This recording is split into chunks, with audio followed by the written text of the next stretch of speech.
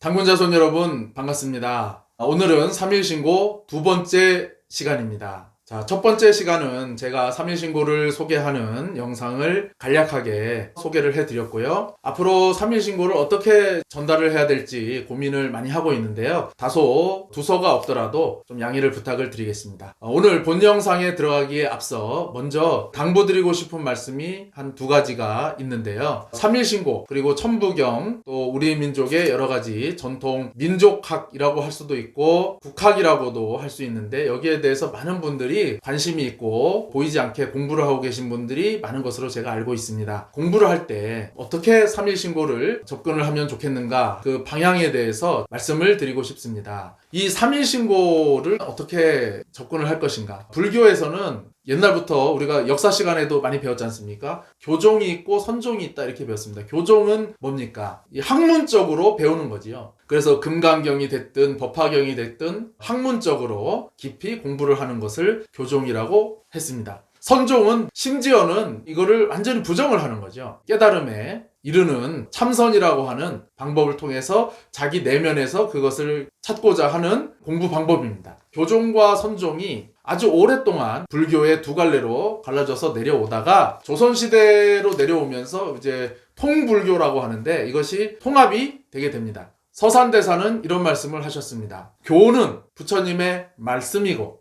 선은 부처님의 마음이다. 말씀을 모르고 어떻게 마음을 알 것이며 마음을 모르고 어떻게 말씀을 알 것인가. 교가 선을 수용하기 시작했고 선이 교를 수용하기 시작했습니다. 이제 지금은 그것을 통불교라고 하는데 저는 3일 신고도 마찬가지라고 봅니다. 3일 신고를 단순히 학문적인 차원에서 이것을 접근한다고 한다면 절대 3일 신고의 어떠한 궁극적인 영역에 들어가지 못할 것이다 라고 저는 감히 말씀을 드립니다. 그러면 무엇을 해야 되느냐? 수행을 해야 됩니다. 다행스럽게도 이 3일 신고 안에는 그러한 수행의 방법이 굉장히 상세하게 나와 있습니다. 3일 신고는 대진국 대하발께서 말씀하신 것처럼 정말로 더없이 소중한 경전입니다. 아주 구체적이고 실행적인 그 영역까지도 나와 있는 것입니다. 그래서 3일 신고는 추상적인 하느님에서부터 인간이 하느님의 경지까지 올라가서 완성될 수 있는가에 대한 상세한 영역까지도 심지어는 그 366자에 다 담고 있다. 그래서 이 3일 신고의 영역에 도달하려면 반드시 수행이 같이 병행되어야 된다라는 말씀을 드립니다.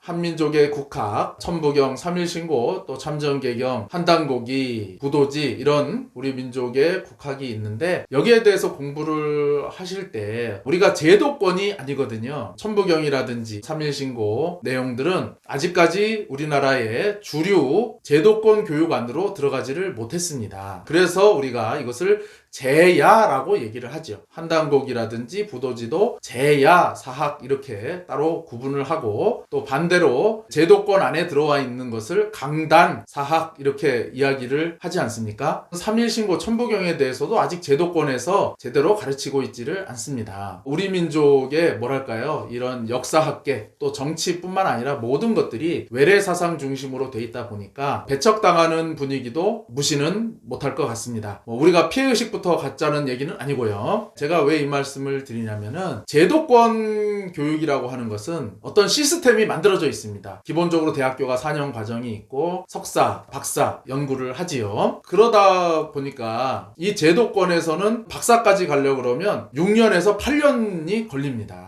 자, 그 과정에서 어떤 일들이 있을까요? 일단 지도 교수가 있고 여러 가지 학회가 있고 또 논문 심사가 있고 테스트, 시험이 있고 이렇습니다. 이것이 맞는지 틀리는지 이것이 객관성을 담보할 수 있는지 많은 사람들을 설득할 수 있는지에 대해서 수많은 검증을 거친다는 것입니다. 다르게 표현을 하면은 칼질을 무수하게 당하겠지요. 천부경에 대해서 논문을 썼다든지 3일 신고에 대해서 논문을 썼다든지 그것을 뭐 발표를 한다든지 하면은 뭐 지도교수가 거기에 대해서 첨삭을 막 해줄 수도 있고, 또 옆에 동료들이, 또 선배가 거기에 대해서 이론, 반론을 제기를 할 것입니다. 나는 또 거기에 대해서 설득을 하기 위해서 설전이 오가겠지요. 그러한 과정을 거치면서 하나의 학설이라고 하는 것이 인정을 받기도 하고 사장이 되기도 합니다. 객관성도 확보를 할 수가 있겠지요. 물론 이 깨달음이라는 학문, 또 정신세계라고 하는 것은 가면 갈수록 주관적인 영역이 커지기 때문에 100% 객관적으로 될 수는 없지만은 이러한 과정을 거치면서 유해진다는 것입니다. 유연성을 갖추게 된다는 것이죠. 수용을 할 수 있고 나도 설득을 할 수 있는 그러한 여지가 생긴다는 것입니다. 그런데 제가 소위 말해서 산속에서 공부를 했다든지 혼자 공부를 했다든지, 그러니까 말하자면 독공이죠. 독공, 홀로 독자, 그런 분들을 제가 가끔 만납니다. 작년에는 코로나 때문에 거의 없었는데 우연으로도 만나고 일부러 찾아오시는 분들도 있고 해서 대화를 해보면 자기의 학설과 자기의 이론을 한치의 양보도 없는 그 여지가 아예 없습니다. 저는 그런 부분들이 참 안타까운 거예요.